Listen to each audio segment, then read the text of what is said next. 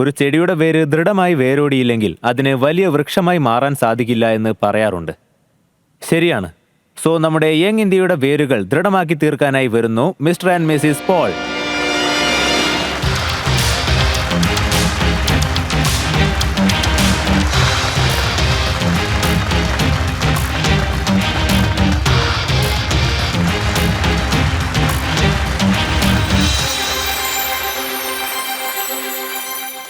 ഇന്ന് നിങ്ങളുടെ പിച്ച് നിങ്ങളുടെ മാതൃഭാഷയിൽ തന്നെയല്ലേ അവതരിപ്പിക്കുന്നത്? ഓക്കെ, അങ്ങനെ ആവട്ടെ. Good luck. Thank you. Hello Titans. ഒരു പേരൻ്റ് എന്ന നിലയിൽ നമ്മൾ പലപ്പോഴും നമ്മുടെ കുട്ടികളെ ഒരു പ്രത്യേക തരത്തിലായിരിക്കും കാണുന്നത്. നമ്മുടെ വ്യൂ പലപ്പോഴും സെലക്റ്റീവ് ആയിരിക്കാം.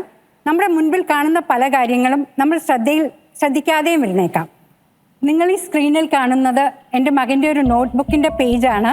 ശ്രദ്ധിച്ചു നോക്കിയാൽ നിങ്ങൾക്ക് ഒരുപാട് മിസ്റ്റേക്സ് അതിനകത്ത് കാണാം. അവൻ വെറും 8 വയസ്സുള്ളപ്പോൾ അവൻ്റെ നോട്ട്ബുക്കിലെ പേജാണ്. ശ്രദ്ധിച്ചു നോക്കിയാൽ നിങ്ങൾക്ക് അതിനകത്ത് കാണാം സെൻറ്റൻസസിൽ പല വേർഡ്സ് മിസ്സിംഗ് ആണ്. ഒരുപാട് സ്പെല്ലിംഗ് മിസ്റ്റേക്സ് ഉണ്ട്. ട്രാഫിക് എന്ന വാക്കിൽ ഒരു എഫ് മാത്രമേ ഉപയോഗിച്ചിട്ടുള്ളൂ. സ്പേഷ്യസ് എന്ന വാക്കിൽ CIക്ക് പകരം സമാന ശബ്ദമായ SH ആണ് ഉപയോഗിച്ചിരിക്കുന്നത്. ഒരുപാട് മിസ്റ്റേക്സ്. അതെ ടൈറ്റൻസ്, ഇത്തരം കാര്യങ്ങളെ പറ്റി, ഇത്തരം ഇഷ്യൂസിനെ പറ്റി അവൻ്റെ ടീച്ചർ ഞങ്ങളടുത്ത് പലപ്പോഴും പറഞ്ഞിട്ടുണ്ട്. പക്ഷേ ഞങ്ങളത് കാര്യമായിട്ട് എടുത്തില്ല. ഞങ്ങളടുത്ത് കുട്ടികളല്ലേ, പഠിച്ചു വരുന്നതേ ഉള്ളൂ, മിസ്റ്റേക്സ് ഉണ്ടാവും എന്ന് ചിന്തിച്ചു. പക്ഷേ വർഷങ്ങൾ കഴിഞ്ഞിട്ടും ഈ മിസ്റ്റേക്സ് തുടർന്നുകൊണ്ടേയിരുന്നു. അവൻ സ്മാർട്ടാണ്, പക്ഷേ എഴുതി പഠിപ്പിക്കുന്നതിൽ വളരെ ബുദ്ധിമുട്ടുണ്ടായി. അപ്പോൾ ഞങ്ങൾക്ക് വളരെ ആങ്സൈറ്റി ആയി തുടങ്ങി. ഞങ്ങൾ എന്തെങ്കിലും മിസ്സിംഗ് ആണോ എന്നുള്ള ഭയം ഞങ്ങളെ പിടികൂടി. പിന്നീട് അവൻ്റെ ടീച്ചറുടെ നിർദ്ദേശപ്രകാരം ഞങ്ങൾ അവനെ ഒരു അസസ്മെൻറ്റിന് വിധേയനാക്കി. അപ്പോഴാണ് മനസ്സിലാകുന്നതിന് അവന് ഡിസ്ഗ്രാഫിയ ആണെന്ന്. ഡിസ്ഗ്രാഫിയ ഒരു ലേണിംഗ് ഡിസബിലിറ്റിയാണ്. അതുകൊണ്ട് കുട്ടികൾക്ക് എഴുതാൻ ബുദ്ധിമുട്ടുണ്ടാകും, സ്പെല്ലിംഗ് മിസ്റ്റേക്സ് ഉണ്ടാകും, അറിയാവുന്ന കാര്യങ്ങൾ പോലും എഴുതി ഫലിപ്പിക്കാൻ അവർക്ക് വളരെ ബുദ്ധിമുട്ടാണ്. ഡിസ്കാൽക്കുലിയ ഓർ ഡിസ്ലെക്സിയ ഇതുപോലെ തരത്തിലുള്ള ഒരു ബുദ്ധിമുട്ടാണ് ഡിസ്ഗ്രാഫിയ. പിന്നീട് അവനെ എങ്ങനെ സഹായിക്കാം എന്നുള്ളതായി ഞങ്ങളുടെ മിഷൻ. ഞങ്ങൾ എക്സ്പേർട്സ് അല്ല, അതുകൊണ്ട് അറിയാവുന്നത്ര എക്സ്പേർട്സിനോട് സംസാരിച്ചു. അറിയാവുന്നതും കിട്ടുന്നതുമായ എല്ലാ പുസ്തകങ്ങളും അരിച്ച് പെറുക്കി വായിച്ചു. പിന്നീട് ഒരു സ്പെഷ്യൽ എഡ്യൂക്കേറ്ററുടെ കൂടെ സഹായത്തോടുകൂടി അവൻ പഠനം കണ്ടിന്യൂ ചെയ്തു. എന്നു മാത്രമല്ല, അത്ഭുതകരമായ റിസൾട്ടാണ് ഞങ്ങൾക്കുണ്ടായത്. അവൻ 12ാം ക്ലാസ്സിൽ 85% മാർക്കോടുകൂടി പാസ്സായി. അതുമാത്രമല്ല, ഇന്ത്യയിലെ തന്നെ ഏറ്റവും മുന്തിയ ഡിസൈൻ സ്കൂളിൽ അഡ്മിഷൻ നേടി ഗ്രാജുവേഷൻ ചെയ്യുകയും ചെയ്തു. ഈ ഒരു യാത്രയിൽ ഞങ്ങൾ ഏറെ പ്രധാനമായ ഒരു കാര്യം പഠിച്ചു. ഏതൊരു കുട്ടിക്കും ഒരു ശോഭനമായ ഭാവി കെട്ടിപ്പടുത്തണമെങ്കിൽ ലേണിംഗ് ഡിസബിലിറ്റി ഒരു തടസ്സമല്ല. അതാണ് വാസ്തവം. ഇത്തരം അവസ്ഥയിലൂടെ പോകുന്ന ഓരോ കുട്ടികളെയും കണ്ടുപിടിച്ച് അവരും അവരുടെ മാതാപിതാക്കളെയും സഹായിക്കാനായിട്ടാണ് ഞങ്ങൾ തുടങ്ങിയത് ഗിഫ്റ്റ് ഓഫ് ലെക്സിയ.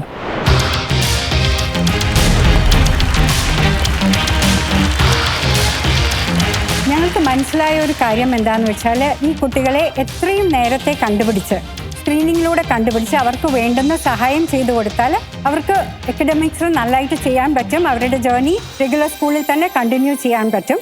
അതുകൊണ്ട് ഞങ്ങൾ ഇന്ത്യയിലെ ആദ്യത്തെ AI എനേബിൾഡ് സ്ക്രീനിങ് ടൂൾ കണ്ടുപിടിച്ചു. അത് പേറ്റന്റ് ചെയ്തു. 4 ഭാഷകളിൽ സ്ക്രീനിങ് ഡെവലപ്പ് ചെയ്യുകയും ചെയ്തു. സോ ടൈറ്റൻസ്, നിങ്ങൾ ഗിഫ്റ്റ് ഓഫ് ലെക്സിയയിൽ ഇൻവെസ്റ്റ് ചെയ്യുമ്പോൾ വെറും ഒരു ബിസിനസ്സിൽ മാത്രമല്ല ഇൻവെസ്റ്റ് ചെയ്യുന്നത്, മറിച്ച് 10,000-കണക്കിന് വരുന്ന കുട്ടികളുടെ ഭാവി ശോഭനവും ദൃഢവുമാക്കാനും കൂടി സഹായിക്കാനുള്ള ഒരു അവസരം നിങ്ങൾക്ക് ലഭിക്കുകയാണ്. So let us join hands to create a great impact. Thank you.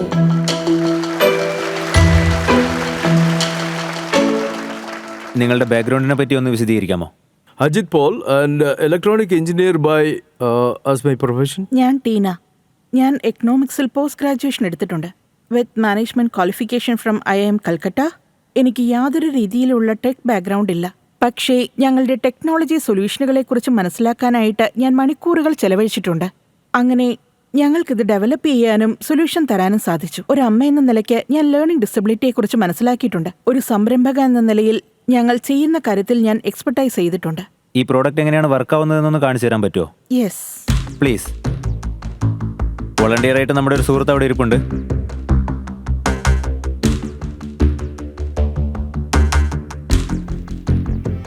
I went to be big, say the little dog. I went to be big, say the little cat. I went to be big, say the little pig. I live a little red house. I am a happy boy. I run and play the while day. I have a tree, a green tree. I sit under the tree.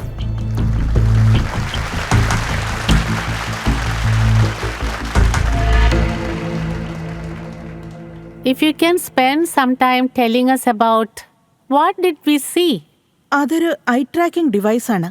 അതിന്റെ ഉള്ളിൽ പല infrared cameras ഉണ്ട്. അതുകൊണ്ട് കുട്ടികൾ വായിക്കുമ്പോൾ അത് XY കോർഡിനേറ്റ്സിനെ capture ചെയ്യുന്നു.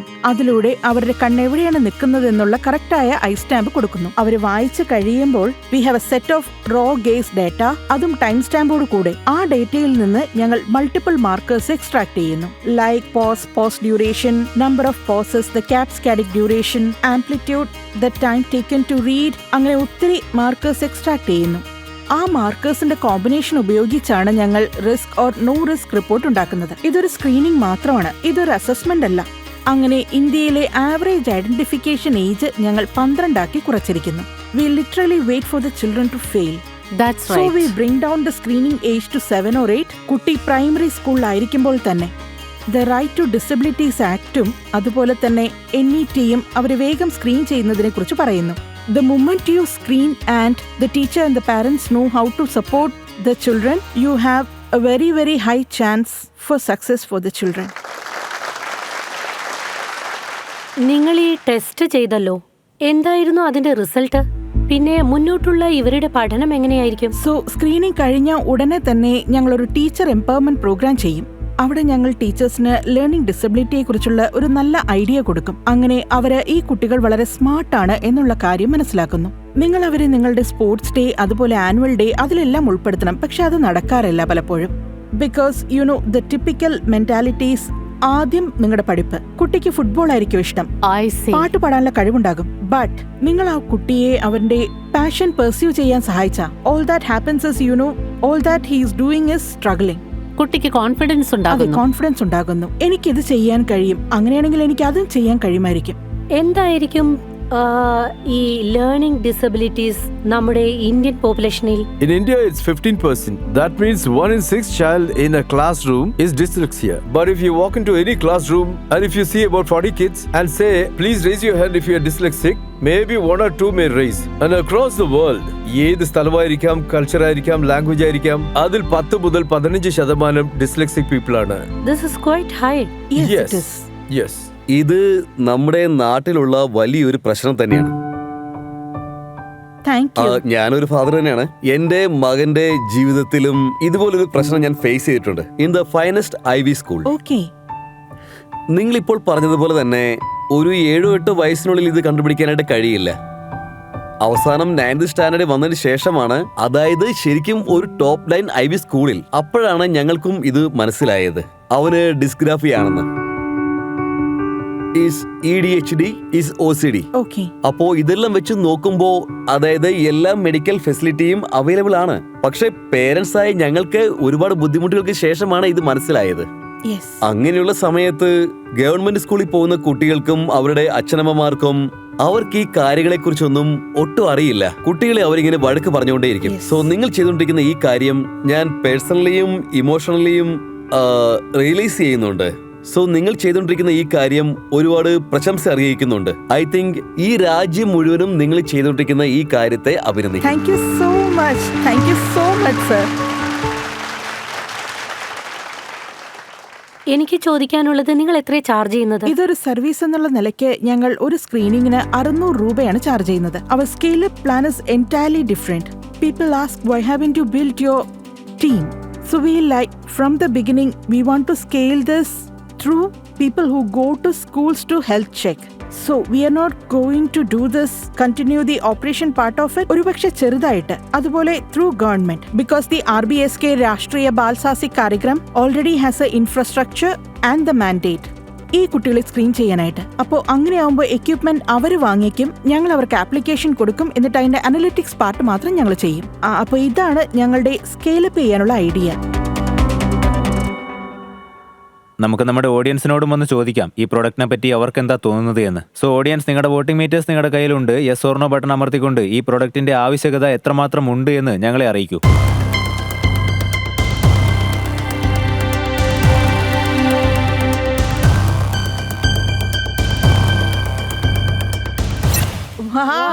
There is no doubt. Thank you. Thank you very much. 100%. Amazing amazing. Thank you very much. ഇത് റീജിയണൽ ലാംഗ്വേജിലേക്ക് കൺവേർട്ട് ചെയ്യാൻ എത്ര സമയമെടുക്കും? ഞാൻ പറഞ്ഞത് റൂറൽ ഇന്ത്യയെ കുറിച്ചാണ്. സൊല്യൂഷൻ നമുക്ക് എത്ര പെട്ടെന്ന് കണ്ടെത്താനായിട്ട് പറ്റും? ഞങ്ങളിത് തുടങ്ങിയത് ഇംഗ്ലീഷ് ലാംഗ്വേജിൽ ഡെവലപ്പ് ചെയ്തുകൊണ്ടാണ്. Validated by doctor Uma Hirisave, former head of clinical psychology at NIMHANS. അതിനുശേഷം മഹാരാഷ്ട്ര സ്റ്റാർട്ടപ്പ് വിങ്ങിലൂടെ മഹാരാഷ്ട്ര ഗവൺമെന്റ് ഞങ്ങളെ സപ്പോർട്ട് ചെയ്തു. അവർ ഞങ്ങളോട് മറാത്തി ഡെവലപ്പ് ചെയ്യാൻ ആവശ്യപ്പെട്ടു. So we develop Marathi, did small sample validation and screen students. ഒരിക്കലും ഒരു ഇന്ത്യൻ ലാംഗ്വേജ് ഡെവലപ്പ് ചെയ്താൽ, because all of them have transparent orthography, മറ്റ് ലാംഗ്വേജുകളിലേക്ക് എക്സ്പാൻഡ് ചെയ്യുന്നത് അതൊരു വലിയ ചാലഞ്ച് അല്ല. അപ്പോ മറാഠിയിൽ യൂസ് ചെയ്യുന്നുണ്ട്? മറാഠി, കന്നഡ, അതുപോലെ മലയാളത്തിലുമുണ്ട്. ഇപ്പോ ഈ കാശ് നിങ്ങൾക്ക് എന്തിനാണ് ആവശ്യമായിട്ട് വരുന്നത്? We would like to, enter the market in a big way, scale. So we already have committed support from 2 governments. ഒന്നൊരു ഗ്രാന്റ് ആണ്, മറ്റൊന്ന് CCD ആണ്. Well done, well done, well done. Thank you. ഇതിൽ എല്ലാ ടൈറ്റൻസും പാർട്ടിസിപ്പേറ്റ് ചെയ്യണമെന്ന് ഞാൻ ആഗ്രഹിക്കുന്നു. കാരണം ഇത് വളരെ പ്രധാനപ്പെട്ട ഒരു കാര്യം തന്നെയാണ്. കാരണം റൂട്ട് ലെവലിൽ നമ്മുടെ രാജ്യത്ത് ഈ കാര്യത്തിന് വേറൊരു സൊല്യൂഷനും ഇല്ല. സോ നമുക്ക് ആദ്യം ജിമ്മി സാറിന്റെ ഓഫർ എത്രയാണെന്ന് കേൾക്കാം. Our ask is 35 lakhs for 5% equity.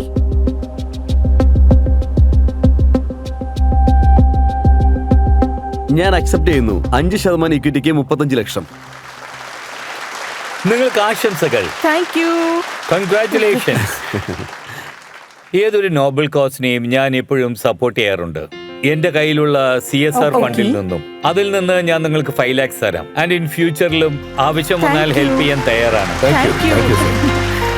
അർച്ചന, ഞാനും CSRൽ നിന്ന് 5 ലക്ഷം രൂപ തരും. Thank you. ഓൾറെഡി ചില ടൈറ്റൻസ് നിങ്ങൾക്ക് മോണിറ്ററി കമ്മിറ്റ്മെന്റ്സ് തന്നിട്ടുണ്ട്. നിങ്ങൾ പറഞ്ഞല്ലോ നിങ്ങൾക്ക് മാർക്കറ്റിംഗ് സപ്പോർട്ട് ആവശ്യമുണ്ടെന്ന്. Yes. ഞാനും ഷീ ദ പീപ്പിളും നിങ്ങൾക്ക് ഫുൾ സപ്പോർട്ട് ചെയ്യുന്നതായിരിക്കും. കൂടാതെ നിങ്ങൾക്ക് എപ്പോഴൊക്കെയാണ് അവയർനെസ് കൊണ്ടുപോയി ചേർക്കണം എന്ന് തോന്നുന്നത് മദേഴ്സിന്, ഇതിനെക്കുറിച്ച് അറിയാത്ത മാതാപിതാക്കൾ, അതിൽ ഞങ്ങൾ നിങ്ങളെ സഹായിക്കും. Thank you. പ്രൊഫസർ സാർ, താങ്കൾക്ക് എന്താണ് പറയാനുള്ളത്?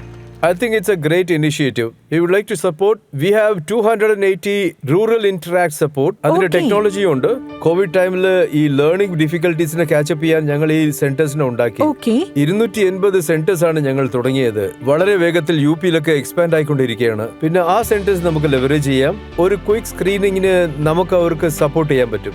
അതിനുശേഷവും CSR ആവശ്യപ്പെട്ടാൽ നിങ്ങളുടെ പ്രോഡക്റ്റിന് വേണ്ടി അത് റേസ് ചെയ്ത് നമുക്ക് അവിടെ ലോഞ്ച് ചെയ്യാൻ പറ്റും ആ സെന്റേഴ്സിലൊക്കെ. Second thing is this IITM Global is being set up in 5 different countries. IITM outside of India. ആ ഇനിഷ്യേറ്റീവ് വഴിയായിട്ട് നിങ്ങളെ ഇന്ത്യക്ക് വെളിയെ എക്സ്പാൻഡ് ചെയ്യാൻ വേണമെങ്കിൽ ഞങ്ങൾ കൊണ്ടുപോകാൻ പറ്റും. Thank you. Thank you. IIT മദ്രാസിന്റെ മുഴുവൻ സപ്പോർട്ടും നിങ്ങൾക്ക് ഇവിടെ നിന്ന് കിട്ടുകയാണ്. Thank you. വരൂ, let's have A hand shake. Yes.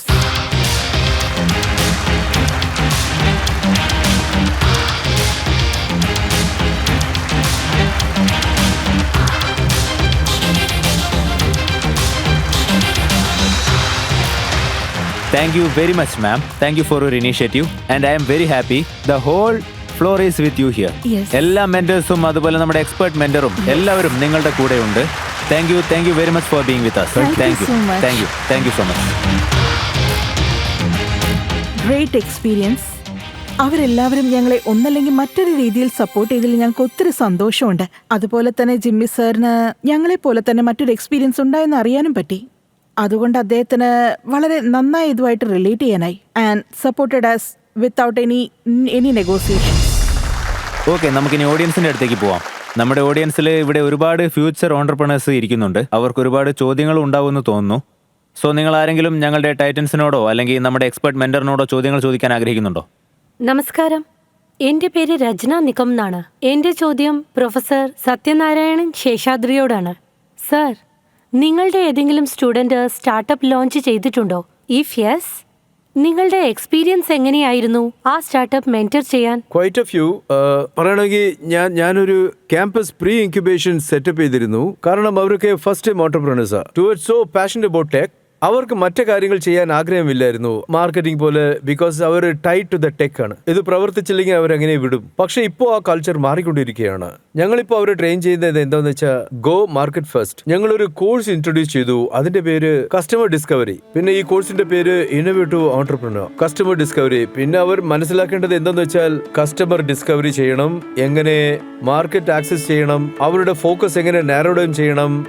Market വളരെ വലുതാണ്. പിന്നെ എല്ലാവരും എന്ത് പറയുന്നു വെച്ചാൽ ഇത് വലിയ മാർക്കറ്റാണ്, ഞങ്ങൾ എല്ലായിടത്തും പോകണമെന്ന്. പക്ഷേ അതിലുള്ള കറക്റ്റ് മാർക്കറ്റ് നമ്മൾ കണ്ടെത്തണം. ഒരു ചെറിയ നാരോ റീജിയനിലേക്ക് എത്തണം, അവിടെ എസ്റ്റാബ്ലിഷ് ആകണം. അത് വളരെ ബുദ്ധിമുട്ടുള്ള കാര്യമാണ്. പക്ഷേ ഇതുവരെ അതിൽ നിന്നും സ്റ്റുഡൻസ് കമ്മ്യൂണിറ്റിയിൽ നിന്ന് മാത്രം 25-ന് മുകളിൽ സ്റ്റാർട്ടപ്പ് ലോഞ്ച് ആയിട്ടുണ്ട്. ആൻഡ് കുറെ ആൾക്കാർക്ക് സീരീസ് എ ഫണ്ടിങ്ങും കിട്ടിയിട്ടുണ്ട്. ഇപ്പോഴതിൽ 120-ന് മുകളിൽ സ്റ്റാർട്ടപ്പ് കമ്പനിയുണ്ട്. ആൻഡ് ഇത് ക്യാമ്പസിന് പുറത്തുള്ള ഇൻക്യുബേഷൻ സെന്ററിൽ മാത്രമല്ല, ഞങ്ങളുടെ ക്യാമ്പസിന്റെ അകത്തുള്ള പ്രോഗ്രാം വഴിയെ തന്നെ ഇതുപോലത്തെ സ്റ്റുഡന്റ് മാട്രിക്സ് ഞങ്ങളുടെ കയ്യിലുണ്ട്. So it takes time. ഇത് ഉണ്ടാക്കാൻ തന്നെ ഞങ്ങൾക്ക് 8 വർഷങ്ങളായി. ഇപ്പോൾ അത് ട്യൂൺ ആകാൻ തുടങ്ങിയിരിക്കുന്നു. കൂടുതൽ സ്റ്റുഡൻസ് ചേർന്നു. ആദ്യം വരുന്നവർ അടുത്തവർക്ക് മെന്റർ ആയിരിക്കുന്നു. Thank you so much sir.